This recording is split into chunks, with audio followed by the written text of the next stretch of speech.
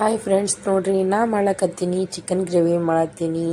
ನಾನು ಇದ್ರಾಗ ಉಳ್ಳಾಗಡ್ಡಿ, ಟಮಾಟೆ, ಪುದೀನ, ಕೊತ್ತಂಬರಿ ಎಲ್ಲ ಪೀಸ್ಕೊಂಡು ಎಣ್ಣೆ ಒಳಗೆ ಫ್ರೈ ಮಾಡ್ಕೊಳಕತ್ತೀನಿ. ನೋಡ್ರಿ ಇಲ್ಲಿ ಚಿಕನಿಗೆ ಎಲ್ಲ ಮಸಾಲೆ ಹಚ್ಚಿಕೆಸಿಂದ ಇಟ್ಕೊಂಡು ಉಪ್ಪು, ಖಾರ, ಅರಿಶಿಣ, ಗರಂ ಮಸಾಲ, ಚಿಕನ್ ಮಸಾಲ, ನಿಮ್ಗೆ ಯಾವ್ಯಾವ ಮಸಾಲೆ ಇಷ್ಟ ಎಲ್ಲ ಹಾಕ್ಕೊಂಡು ಮಿಕ್ಸ್ ಮಾಡ್ಕೊಂಡು ಇಟ್ಬಿಡ್ರಿ. ನಿಂಬಲ್ಲಿ ಟೈಮ್ ಇತ್ತಂದ್ರೆ ಈಗ ಇಷ್ಟನ್ನ ಚಂದ ಈಗ ಎಣ್ಣೆ ಬಿಡಂಗೆ ಫ್ರೈ ಮಾಡ್ಕೊತೀನಿ. ನೋಡ್ರಿ ಎಲ್ಲ ಎಣ್ಣೆದು ಮ್ಯಾಗ್ತಿ ಎಲ್ಲ ಇಟ್ಕೋಬೇಕು. ಅದ್ರಾಗ ನಾನು ಕೊಬ್ಬರಿ ಪುಡಿ ಹಾಕೀನಿ.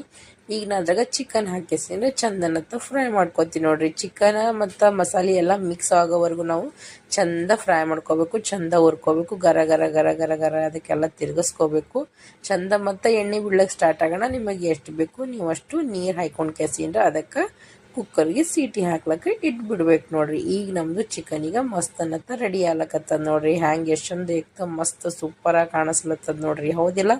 ಅದಕ್ಕೆ ಹೆಂಗೆ ಮಾಡ್ಬೇಕಂದ್ರೆ ಚಂದ ತಿರ್ಗಿಸ್ಕೋಬೇಕು. ಏಕ್ದಮ್ ಪ್ರೀತಿನಿಂತ ಎಷ್ಟು ಚಂದ